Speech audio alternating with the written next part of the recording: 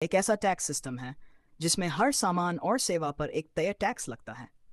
पहले अलग अलग टैक्स होते थे, लेकिन जीएसटी आने के बाद सब कुछ एक सिस्टम में आ गया। इसमें एक खास चीज़ होती है इनपुट टैक्स क्रेडिट आईटीसी।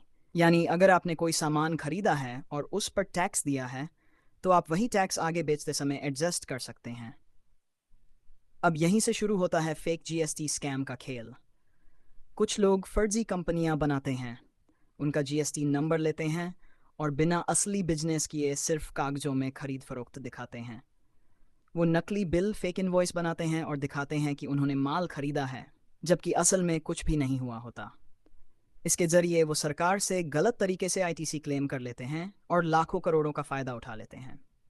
मान लो, एक उदाहरण से समझते हैं। एक व्यक्ति ने सिपाही फर्जी कंपनियां बनाई, हर कंपनी के नाम पर जीएसटी नंबर लिया। फिर उसने एक कंपनी से दूसरी कंपनी को नकली बिल जारी किया, जैसे 1.5 लाख का माल खरीदा बेचा गया हो। असल में कोई माल नहीं था, सिर्फ कागजों में एंट्री हुई। इस तरीके से उसने आईटीसी क्लेम कर लिया और सरकार को टैक्स का नुकसान हो गया।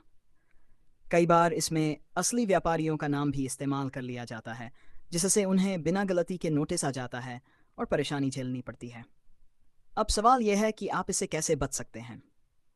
सबसे पहले, हमेशा अपने जीएसटी अकाउंट को नियमित रूप से चेक करें और किसी भी अनजान ट्रांजैक्शन पर तुरंत ध्यान दें।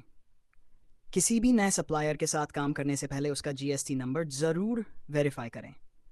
अगर कोई आपको बिना माल के बिल बनाने या लेने का ऑफर दे, तो तुरंत मना करें, क्योंकि ये सीधे सीधे गैर कानूनी है। सरकार ऐसे मामलों में कड़ी कार्रवाई करती है, जिसमें भारी जुर्माना और जेल दोनों हो सकते हैं।